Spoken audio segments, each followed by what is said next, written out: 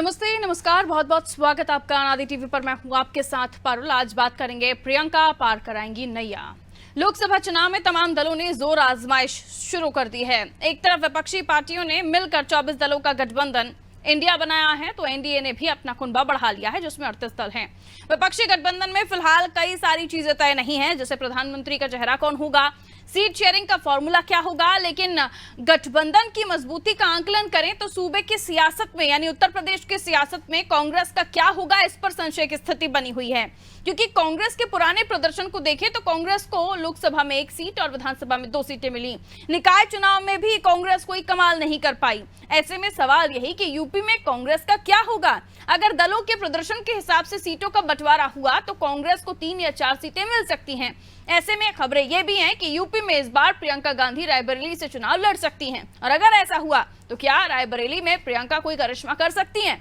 क्योंकि रायबरेली की तमाम विधानसभाओं को देखें तो एक भी विधानसभा कांग्रेस नहीं जीत पाई। 4 सपा के पास गई तो 2 विधानसभाओं पर बीजेपी ने कब्जा किया। वहीं निकाय चुनाव में जरूर कांग्रेस ने रायबरेली नगर पालिका पर कब्जा जमाया था, लेकिन नगर पंचायतों की 9 सीटों में 5 पर भाजपा ने, तो नगर निकाय की 1 सीट पर कांग्रेस और 3 सीट पर जो है निर्दलियों ने कब्जा जमाया। ऐसे में सवाल यह है कि यूपी में लड़की हूं लड़ सकती हूं कैंपेन में प्रियंका ने एड़ी चोटी का जोर लगाया, लेकिन कांग्रेस के हाथ कुछ खास नहीं आया। अब प्रियंका खुद उम्मीदवार बनी तो यूपी में कांग्रेस किसके सहारे रणभूमि में उतरेगी। इसके साथ ही सोनिया गांधी का भविष्य क्या होगा और राहुल क्या चुनाव में यूपी से दूरी बनाएंगे? अगर नहीं तो कौन सी सीट से राहुल मैदान में जाएंगे? चर्चा का विषय यह भी है कि सपा आरएलडी के साथ कांग्रेस का सीट शेयरिंग फॉर्मूला आखिर क्या हो सकता है। आज इसी पर चर्चा करने वाले हैं। पहले रिएक्शंस हैं, वो सुन लीजिए। जनता पार्टी उत्तर प्रदेश में सभी 80 सीटों को लेकर पूरी तरीके से गंभीर है और लगातार बैठकें करने के बाद, चर्चा पर चर्चा करने के बाद अब ये तय किया गया कि 8 लाख जो भाजपा कार्यकर्ता है, जो किसी न किसी पद पर बैठे हुए, बीडीसी से लेकर जिला पंचायत अध्यक्ष तक, मंत्री तक, उनको जो है किसी न किसी तरीके से जो है ट्रेनिंग दिया जाए ताकि वो 11 करोड़ लोगों को उत्तर प्रदेश में जोड़ सके।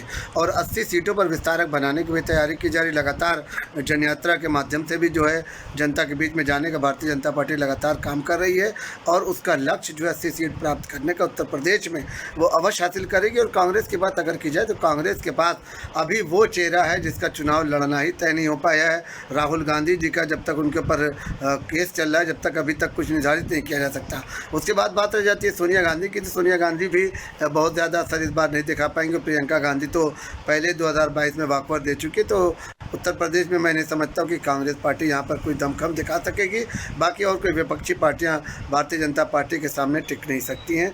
तो ले देकर ये है कि भारतीय जनता पार्टी पूरी तरीके से गंभीर है और 80 सीटें जाने का लक्ष्य जो है वो अवश्य प्राप्त करेगी। प्रियंका गांधी जी जो है वो चुनाव लड़ सकती हैं और अगर वो चुनाव लड़ती हैं तो कार्यकर्ताओं में खुशी होगी। कार्यकर्ताओं को, वो हमारी शीर्ष नेता हैं और उनकी कैंपेन जो है वो बड़ी आक्रामक होती है। जो जनता की बातों को जितनी मजबूती से वो रखती हैं उतनी मजबूती से मुझे नहीं लगता है कि देश में अन्य कोई नेता रखता होगा। मगर ये फैसला प्रियंका गांधी जी का स्वयं का होगा और इस तरह की बात हम कार्यकर्ताओं तक पार्टी स्तर पर नहीं आई है। ये अखबारों में ही हमने पढ़ा है। तो इस पर आला कमान को निर्णय करना है। जब वो हमारे सामने निर्णय आएगा तभी हम कुछ कह सकते हैं। 24 में होने वाले लोकसभा चुनाव में 26 विपक्षी पार्टियां एक साथ मिल करके चुनाव लड़ेंगी। उसका नाम इंडिया होगा और उस इंडिया के पूरे देश में प्रत्याशी चुनाव लड़ेंगे। किसी पार्टी का किसी प्रदेश में वहाँ पर वोट बैंक है कि नहीं ये महत्वपूर्ण नहीं है, लेकिन 26 जो पक्षी पार्टियां हैं उनका पूरे देश में वोट बैंक है। और प्रियंका गांधी जब इंडिया के इस अलायंस से चुनाव लड़ेंगी तो रायबरेली में वो बहुत। मिलियन मेहमानों से जो हमारे साथ चर्चा में जुड़ रहे हैं, सिद्धेश्वरी साहब हमारे साथ जुड़े हुए हैं कांग्रेस से और साथ ही दीपक सोनकर साहब हमारे साथ जुड़े हैं भारतीय जनता पार्टी से। शिल्पी चौधरी जी नेता समाजवादी पार्टी से हमारे साथ जुड़े हैं। प्रभात त्रिपाठी जी वरिष्ठ पत्रकार हैं, हमारे साथ जुड़े हैं। सभी का बहुत बहुत स्वागत करते हैं। प्रभात जी, आपसे ही शुरुआत। पिछली बार कांग्रेस का प्रदर्शन हमने देखा, इंडिया के साथ कांग्रेस का आना, और अगर पार्टी के प्रदर्शनों के मुताबिक ही अगर सीटों का बंटवारा होता है तो कांग्रेस के हाथ कितनी सीटें आ सकती हैं, और रायबरेली से अगर प्रियंका गांधी चुनाव लड़ती हैं तो क्या करिश्मा कर सकती हैं? त्रिपाठी जी, आवाज मिल रही है आपको? चलिए, लगता है आवाज नहीं मिल रही है। सिद्धेश्वरी, आपके पास आ रही हूं। मैडम, बताइए कि अगर ये तमाम चीजें सही होती हैं, जाहिर सी बात है कि तमाम दल अपना अपना दावा करेंगे, उनको क्या चाहिए क्या नहीं चाहिए, तो सीटों के फॉर्मूले को लेकर कहां बात बनती है, इस पर आंकलन किया जा रहा है। वहीं प्रियंका गांधी जी रायबरेली आती हैं तो पिछला रायबरेली में अब तक का आपका जनाधार, जन समर्थन जो मिला, उसके मुताबिक इस बार तोलिएगा या फिर कुछ और करिश्मा करने वाले हैं?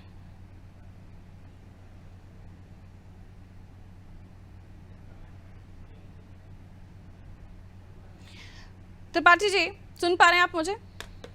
हाँ, मैं सुन रहा हूँ पारुल जी। त्रिपाठी जी, क्या बताएंगे आप हमारे दर्शकों को, रायबरेली से अगर प्रियंका गांधी चुनाव लड़ती हैं तो क्या करिश्मा कर सकती हैं, और सीटों का बंटवारा होता है और पार्टी के जो दल हैं उनके प्रदर्शन के मुताबिक पिछले चुनाव में उन्होंने जो किया उसके मुताबिक अगर बंटवारा होता है सीटों का, तो कांग्रेस के खाते में कितनी सीटें आ सकती हैं जिस पर वो चुनाव लड़ सकती है?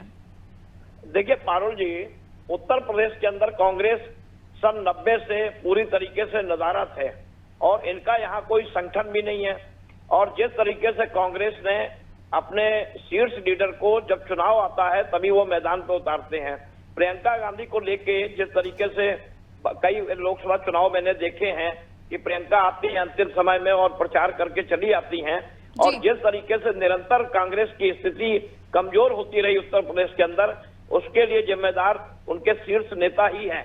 राहुल गांधी जब अमेठी से चुनाव हार गए थे तो उनको वायनाड चले गए वो, और उन्होंने उत्तर प्रदेश की जनता की तरफ ध्यान नहीं दिया, और जनता उनसे जो कनेक्टिविटी जो थोड़ी बहुत बनी थी कांग्रेस की, वो भी खत्म हो गई।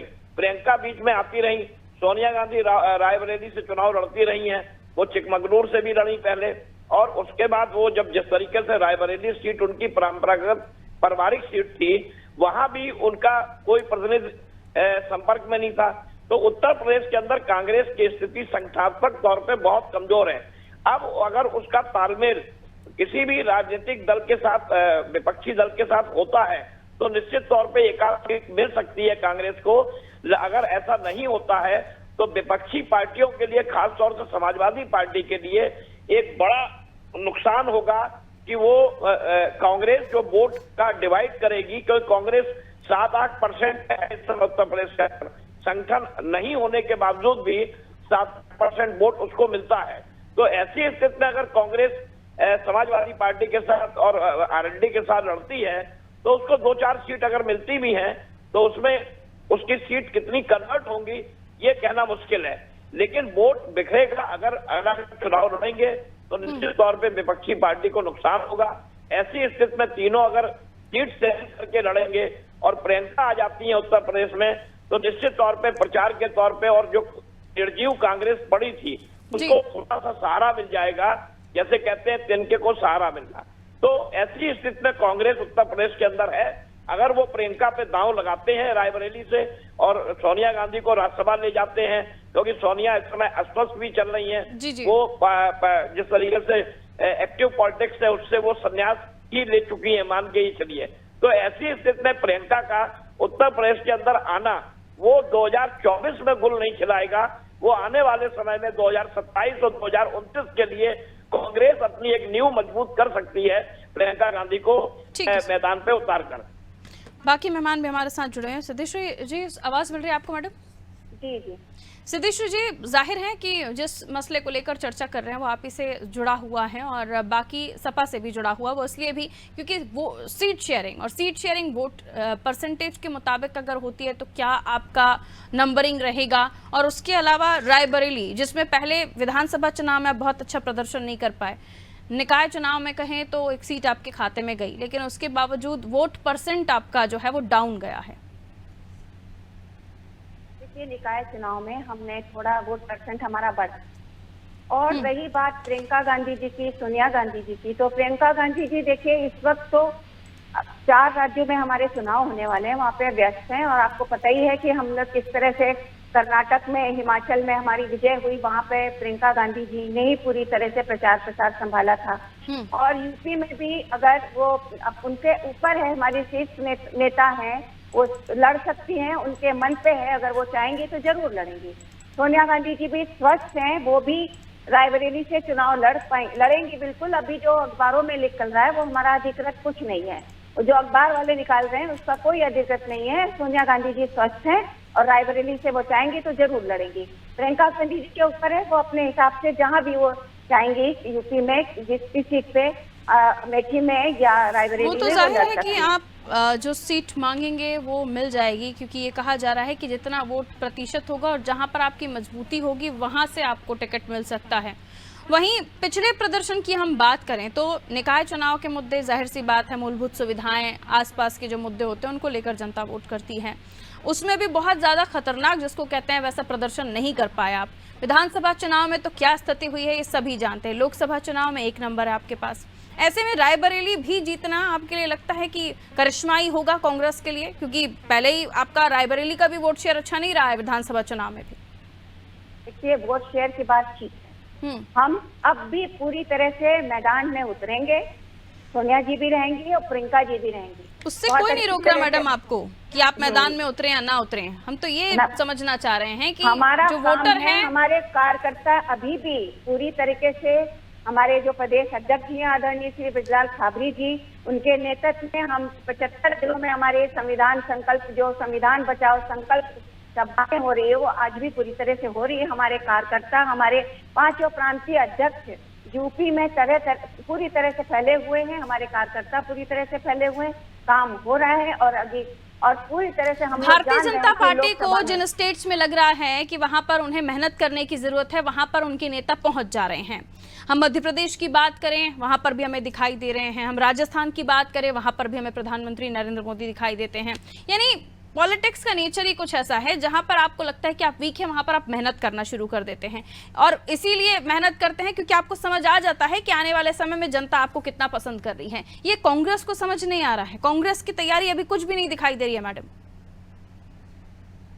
तैयारी कर रही है और हम ये नहीं चाहते हैं कि आप जिस तरह से मणिपुर जल रहा है हम वहां ना जाएं, वहां पे ना देखे। वो प्रधानमंत्री जी आज भी अभी राजस्थान में, जयपुर में जा रहे हैं, उनको इसकी कोई चिंता नहीं क्या हो रहा, सिर्फ सत्ता लोग, सरकार उनका काम है। वो जब जीतते हैं उसके सबका अपना अपना काम है। सत्ता में आने की कांग्रेस में कामों को डिवाइड नहीं किया जाता। सभी पूरी की पूरी कांग्रेस के मणिपुर चली गई है। जवाब तो ऐसा दीजिए कि गले उतरे। लौट रही हूँ अब आपके पास, रुक जाइए। शिल्पी जी हमारे साथ जुड़ी हुई। शिल्पी जी बहुत बहुत स्वागत मैडम। सुन पा रही हैं आप मुझे? जी जी।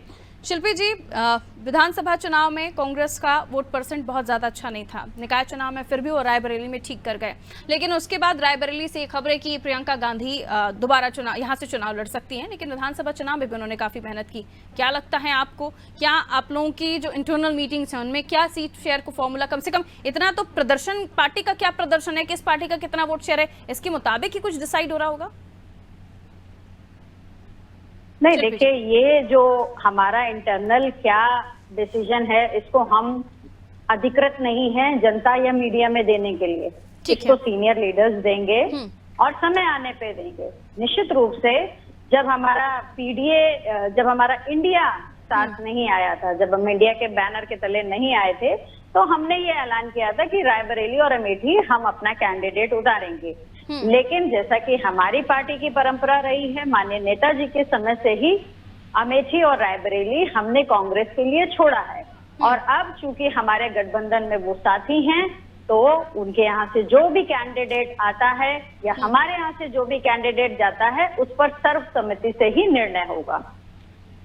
ठीक है, यानी रायबरेली से अगर प्रियंका गांधी जी आते हैं तो पूरा जोर आप लोगों की तरफ से भी लगाया जाएगा। लेकिन विधानसभा चुनाव में आप लोग अलग थे मैडम, एक दूसरे के खिलाफ ही चुनाव लड़ रहे थे। और अब जब वो लड़की हूँ लड़ सकती हूँ का प्रचार कर रहे थे तो आप लोगों की तरफ से भी बहुत ज़्यादा कोई इंटरेस्ट नहीं लिया जा रहा था, क्योंकि आप लोग कॉम्पिटिशन में थे।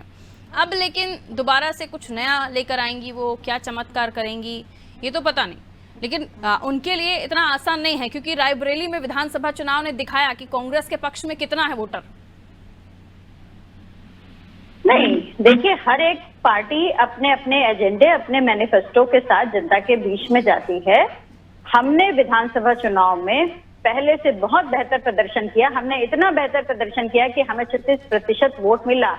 ये तब भी नहीं मिला था जब हमारी सरकार सेकंड पार्टी है 2012 में बनी ही थी। उत्तर प्रदेश में सपा तो है ही सेकंड पार्टी, लेकिन थर्ड फोर्थ पार्टी में कांग्रेस, कई जगहों पर फोर्थ पार्टी में भी है कांग्रेस, इसलिए ये समझना पड़ रहा है। और अभी आप कह रही हैं कि क्योंकि नेताजी के समय से ही उनको रायबरेली अमेठी सीट दे रखी है और उसके बावजूद अब जब बात हो रही है, तो क्या आपको नहीं लगता कि बीजेपी इस मामले में कहेगी कि अब भी इस अलायंस में आपका परिवारवाद या रिश्तेदारी चल रही है? नहीं, बीजेपी परिवारवाद की बात कैसे कर सकती है? बीजेपी में कौन सा परिवारवाद नहीं है? राजनाथ सिंह के बेटे क्या बीजेपी में नहीं है? अनुराग ठाकुर के पिता बीजेपी में नहीं है? ये बेकार की बातें न करा जाए, क्योंकि शिवसेना का भी परिवार आधा वहां जा चुका है, एनसीपी भी आधा परिवार भारतीय जनता पार्टी में जा चुका है। भारतीय जनता पार्टी के साथ तो ये न खाता न इसीलिए मैंने पूछा कि इस अलायंस में जो परंपरा राजनीति की होती है कि जिताऊ कैंडिडेट को ढूंढना, जिताऊ कैंडिडेट को लेकर आना, तो आपका कहना है कि नहीं, नेताजी के समय से हमने वो सीट छोड़ रखी है, अभी भी प्रदर्शन जो भी हो हमने तो त्याग दिया है। बहरहाल लौट रही हूँ शिल्पी जी आपके पास। भारतीय जनता पार्टी से दीपक सोनकर जी हमारे साथ बने हुए। दीपक जी बहुत बहुत स्वागत आपका। सुन पा रहे हैं आप मुझे?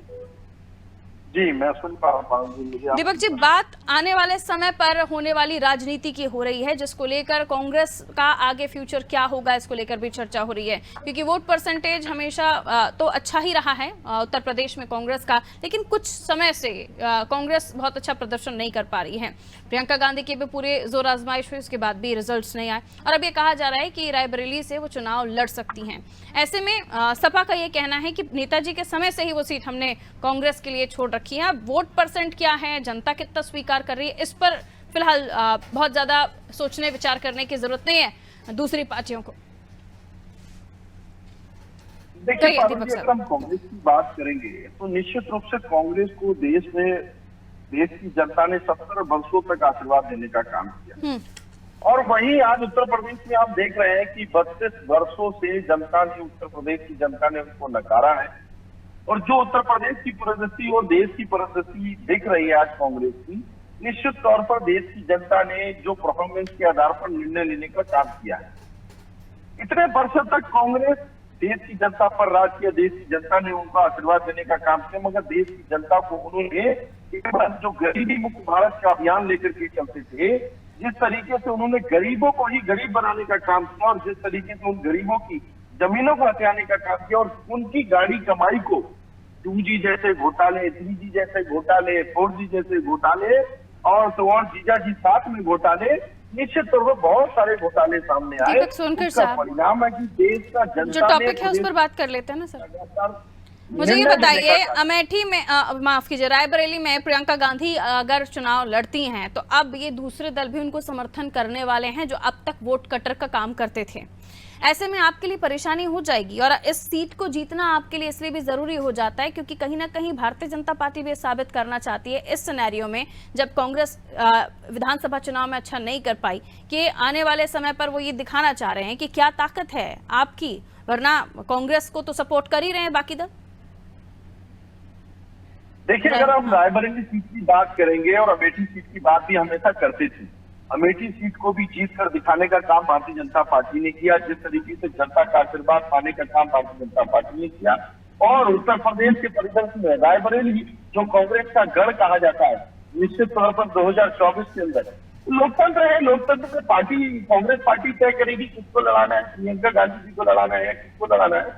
निश्चित तौर पर भारतीय जनता पार्टी तो अपने विकास की एजेंडे के साथ जो अंतिम पायदान पर खड़े हुए व्यक्ति तक कैसे पहुंचे। त्रिपाठी जी, एक छोटा सा सवाल और उसका संक्षेप में जवाब, कि यूपी पॉलिटिक्स में इंडिया आने के बाद और ये चर्चाएं कि कांग्रेस का क्या होगा, क्या बताएंगे आप, किस तरह जा रही है वहां की हवा? नहीं, देखिए पारुल जी, उत्तर प्रदेश के अंदर समाजवादी पार्टी जिस तरीके से अकेले चुनाव लोकसभा का लड़ेगी, लेकिन उसके संग बहुत बड़ा खतरा यह है कि जो माइनॉरिटी का वोट है, इन्होंने जब पीडीए बनाया था तो इन्होंने जिस तरीके से पीडीए बना के बात की थी और अल्पसंख्यक दलितों और बैकवर्ड को जोड़ने की, लेकिन अब इंडिया बनने के बाद स्वरूप अलग हो गया है और अभी चुनाव का 5-6 महीने हैं। ऐसी स्थिति में आरएलडी क्या इनके पास साथ रहेगा अगर आरजेडी इनके साथ नहीं रहता है तो क्या स्थिति होगी, सीट शेयरिंग की स्थिति क्या होगी, ये अभी कहना मुश्किल है। लेकिन ये सच है कि समाजवादी पार्टी कांग्रेस को बाकूवर देती है इन 2 सीटों पे, अमेठी और रायबरेली, और मैनपुरी और इटावा की सीटों पे कांग्रेस बाकूवर दे देती थी जब नेताजी जीवित थे। लेकिन अब स्थितियां बदल गई हैं, अब नेताजी नहीं रहे, ऐसी स्थिति में कांग्रेस किसको बाकूवर देगी या समाजवादी किसको बाकूवर देगी, वो एक अलग बात है। देखिए, प्रियंका के आने से कांग्रेस में जो निर्जीव कांग्रेस है उसका असर 2027 और 29 के लिए जरूर उत्तर प्रदेश के अंदर मजबूत होगा, कांग्रेस का आधार बनेगा। बिल्कुल, लेकिन ये भी माना ही गया था सर कि विधानसभा चुनाव के बाद लोकसभा चुनाव में प्रियंका गांधी तैयारी विधानसभा चुनाव से लोकसभा चुनाव के लिए कर रही हैं। बहरहाल बहुत बहुत शुक्रिया आप सभी का हमारे साथ चर्चा में जुड़ने के लिए। फारलडी का क्या रुख होगा इस पर? सीट शेयरिंग, इस गठबंधन में जो गांठ पड़ेगी वो सीट शेयरिंग को लेकर पड़ सकती है, ये कहा जा रहा है। और उसके अलावा कि किसको कितनी सीटें किस हिसाब से दी जाएंगी। अगर उत्तर प्रदेश की बात कर रहे हैं तो यहाँ पर कांग्रेस का जो प्रदर्शन है उसके मुताबिक अगर उन्हें सीटें मिलती हैं तो बहुत ज़्यादा नहीं, 2 या 3, इससे ज़्यादा नंबर नहीं बढ़ेंगे। और अगर इससे इतर जो अभी हमारे साथ सपा नेत्री भी जुड़ी थी, उन्होंने कहा कि नेताजी के समय से उनको 2 सीटें तो पहले से ही दे रखी हैं, तो ये जो जीते ना जीते सीटें तो हमने दे रखी हैं, जो खुद की अंडरस्टैंडिंग है इसको लेकर अगर ये चुनाव हो रहे हैं तो कुछ भी कहा जा सकता है। लेकिन अगर जीतने के लिए चुनाव हो रहे हैं तो क्या आंकलन होगा सीटों के बंटवारे का, और आरएलडी सीट के बंटवारे में कहाँ फिट होती है, ये तमाम सवाल हैं। वहीं आई रायबरेली, तो रायबरेली में विधानसभा चुनाव में सीट एक भी नहीं मिली कांग्रेस को, और उसी रायबरेली से लोकसभा चुनाव में जा रही हैं प्रियंका गांधी। अगर जाती हैं तो क्या होगा प्रियंका गांधी का या फिर रायबरेली का? दीजिए इजाजत, नमस्कार।